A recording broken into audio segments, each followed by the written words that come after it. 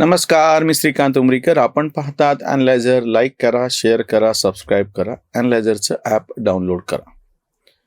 अपेक्षेप्रमाणे काल उमेदवारी अर्ज भरायचा शेवटचा दिवस, शेवटचा क्षण, आणि त्यावेळी ज्या पद्धतीचं काही सगळं बेधुंद सगळं वातावरण, अंधाधुंदी, गोंधळ, राडा, नेत्यांच्या नावाने शिव्याशाप, धरणं, पक्ष कार्यालय फोडणे, आणि हे जे सगळं झालं आज विविध माध्यमांनी त्याच पद्धतीनं त्याची दखल घेतलेली आहे.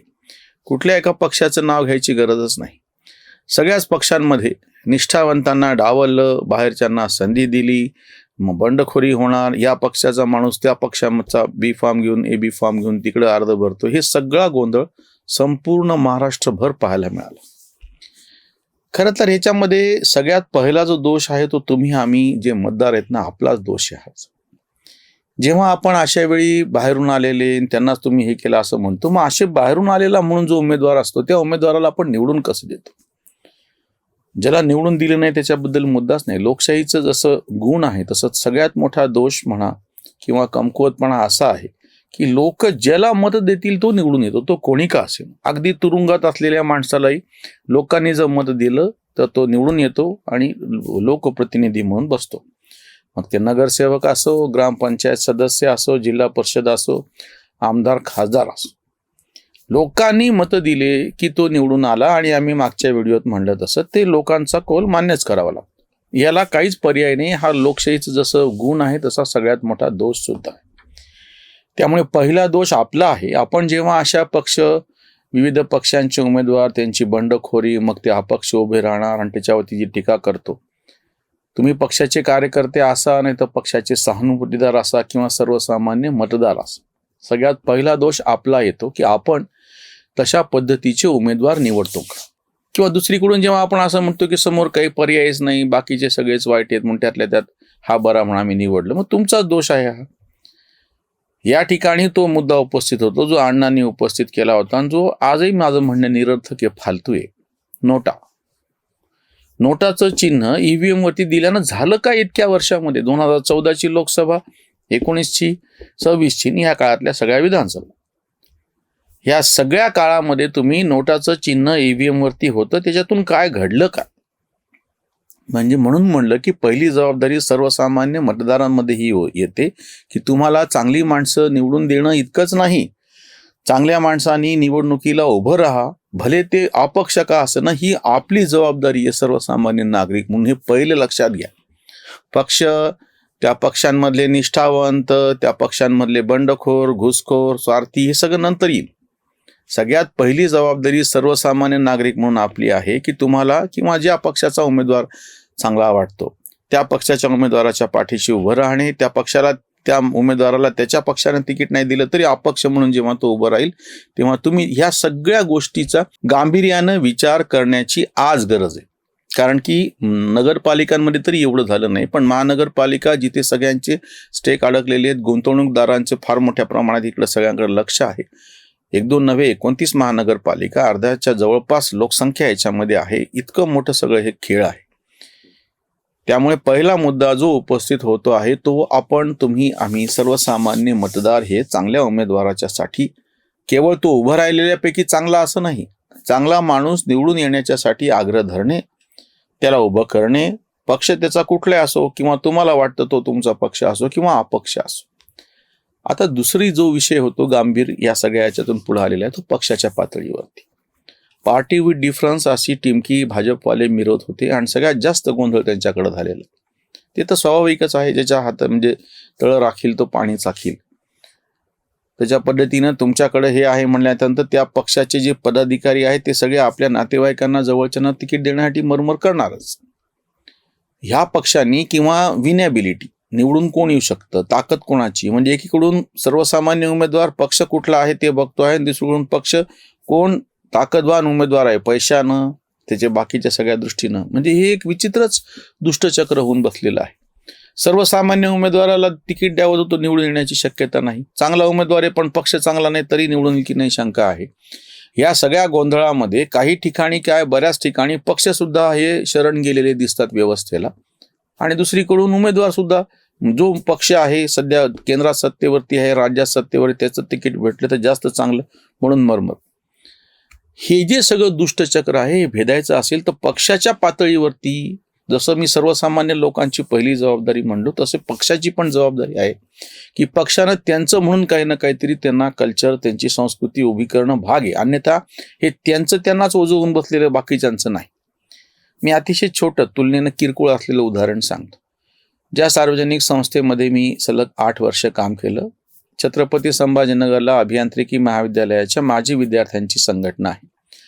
ज्येष्ठ उद्योजक राम भोगले सर यांनी त्या सगळ्या ह्याच्यामध्ये, तू सामाजिक कार्यात ॲक्टिव्ह आहेस तर तू ॲक्टिव्ह हो. 1992ला मी त्या कॉलेजमधून पास आउट. मग त्या इथं पद्धत अशी आहे की जो कोणी नवीन सदस्य येतो त्या सदस्याला तिथं एक सर्वसामान्य कार्यकारिणी सदस्य, त्याच्यानंतर joint secretary, joint treasurer, secretary, vice president किंवा आधी सुरुवातीला एक PRO सारखं पद, असं करत करत साधारणतः एक 3-4 वर्षामध्ये तो त्याला सिनियरिटी तयार होते आणि शेवटी मग त्याचा अध्यक्षपदासाठी विचार होतो. 8 वर्ष असं मी त्या संघटनेमध्ये काम केलं आणि अध्यक्ष झाल्याच्या नंतर पास प्रेसिडेंट म्हणून 1 वर्ष टर्म असते, त्याच्यानंतर माझे ती कार्यकाळ संपला सगळा.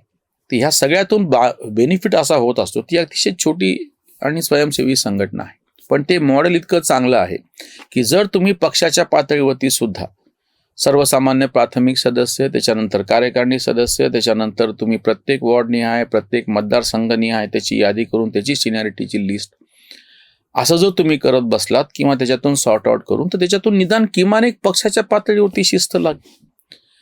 पक्षाचा सगळ्यात मोठा तोटा असा आहे की जर तुम्ही उमेदवाराच्याच बळावरती अवलंबून राहिलात की हा जिंकून येऊ शकतो, हा बलाढ्य आहे, ह्याची ही जात आहे, या जातीचे इतके मतदार आहेत, तर तो माणूस तुमच्याकडे राहिल्याची काय शक्यता आहे?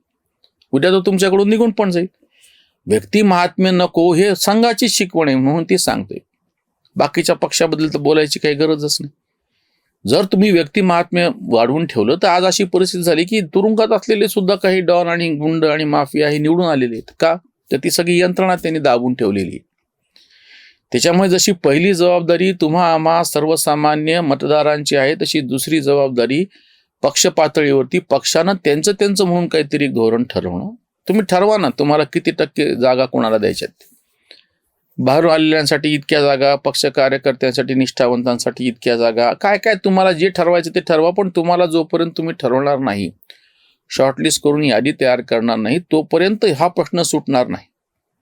आणि आता तिसरी जी महत्त्वाची गोष्ट आहे, जी आम्ही वारंवार अशाच सांगतो आहोत, आणि मला आनंद आहे की वेगवेगळ्या क्षेत्रातल्या कितीतरी लोकांनी मला त्या व्हिडिओमुळं फोन केला, वैयक्तिक पातळीवरती बोलले, धन्यवाद दिले.